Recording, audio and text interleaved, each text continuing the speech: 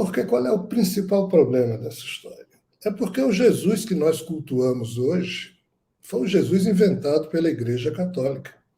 A Igreja Católica só surgiu no século IV depois de Cristo.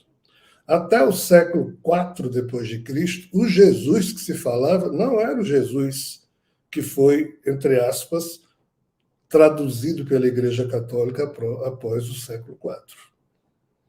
Qual foi o Jesus que a Igreja Católica produziu? Jesus Cristo.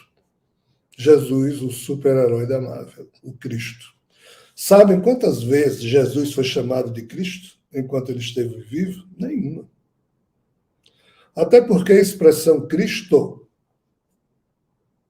mesmo que hoje apareça nos evangelhos, como se alguém na época de Jesus estivesse falando com ele, dizendo: "Ei, Jesus Cristo, vem aqui", isso é absolutamente uma extrapolação. Foi alguém que, numa tradição posterior, já colocou Jesus ou Cristo quando estava traduzindo um evangelho qualquer, mas séculos depois. Por quê?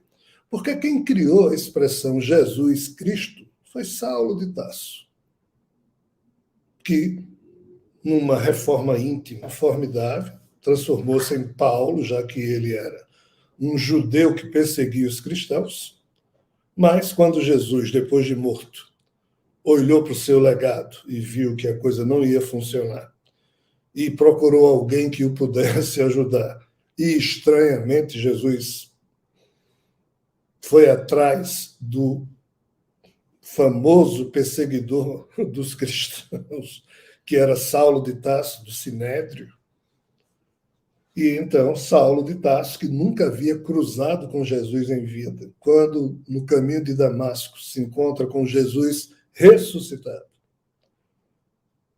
que o pergunta por que ele o perseguia tanto e pede para ajudá-lo. A partir dali, Saulo de Tarso, ou seja, Jesus já morto, aparecendo como ressuscitado, Saulo de Tarso resolve se tornar cristão, assume o nome de Paulo no batismo como cristão, e Paulo começa a se referir a Jesus como sendo Jesus o ungido, que em grego quer dizer Jesus Cristo. Então, só para a gente ter ideia, o nome Jesus Cristo só surgiu anos depois que Jesus morreu. Mas na Bíblia, nos evangelhos, nos 27 livros do Novo Testamento, em alguns momentos aparece: Jesus ia caminhando e alguém falou Jesus Cristo, o que é que você acha de tal coisa? Isso é uma interpolação, isso é algo que foi acrescentado posterior. Mas por quê? Porque a Igreja Católica fez questão de tomar a versão de Paulo, que era de Jesus o ungido, e elevá-la à condição de quê? De realidade. Por quê? Porque como Jesus era chamado pelas pessoas que viveram no tempo da vida de Jesus, era Jesus o Nazareno, Jesus o Galileu, era isso aqui. Jesus, o filho de Maria, Jesus, o filho da oficina de José, nunca de Jesus o Cristo. De Jesus Cristo, isso não existia. Detalhe, quando Jesus morreu e começou a aparecer ressuscitado para muita gente, aí Jesus passou a ser chamado de Jesus o vivo. Por que o vivo? Porque pelo fato dele ter morrido na cruz, continuava vivo.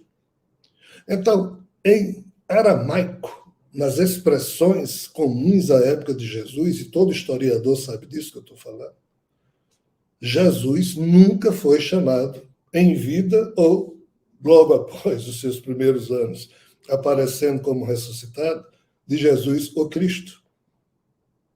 Era Jesus alguma coisa, mas não o Cristo. Qual o problema? O problema é que Jesus, em sendo judeu, foi, sim, condenado à morte como bandido pela autoridade romana que estava sediada na Palestina. A Palestina era terra de judeus e árabes, mas o Império Romano, na época, estava dominando, e Pôncio Pilatos era o governador do Império Romano, na região, e ele foi quem recebeu Jesus do Sinédrio, ou seja, os judeus prenderam lá Jesus na noite anterior, fizeram um julgamento totalmente criminoso, condenaram Jesus por se declarar rei dos judeus, e Jesus nunca tinha falado isso nesses termos, dizia que o reino dele não era desse mundo, mas ainda assim a turma fez o que fez. E Roma crucificou Jesus. E durante os séculos I, II e III, o Império Romano perseguiu os cristãos o tempo inteiro. Aí o que é que acontece? No início do século IV, um imperador romano chamado Constantino, influenciado por sua mãe Helena, resolve se converter ao cristianismo. Aí transformou Jesus de bandido em herói. Mas até então Jesus era um bandido para o Império Romano. Nessa transformação, já que Jesus agora ia ser o herói de Roma e não mais o bandido judeu crucificado por Roma, foi necessário se criar toda uma nova história, onde até Pôncio Pilatos, diante de Jesus, lavou as mãos, como se tivesse Roma, não tem nada a ver com isso. Eu vou ter que crucificar esse bandido aqui, ou esse homem, que eu acho até um justo, mas os próprios judeus preferem Barrabás a ele, ou seja, jogando a culpa em cima dos judeus. Toda essa manobra de narrativa, ela foi feita entre os anos 376 e 388, no século IV, por Jerônimo e outros cardeais e padres que, na época, ajudaram a Jerônimo a produzir o quê? A tradução dos livros que existiam em hebraico, aramaico e grego para a língua oficial do Império Romano, que era latim, já que o cristianismo agora ia ser, ao invés de uma religião perseguida, iria ser a religião oficial do Império Romano, então ela iria se transformar de cristianismo na religião católica apostólica romana, e Jesus, ao invés de um bandido, ia ser um herói. Como transformar o bandido Jesus, que foi crucificado como tal, em herói?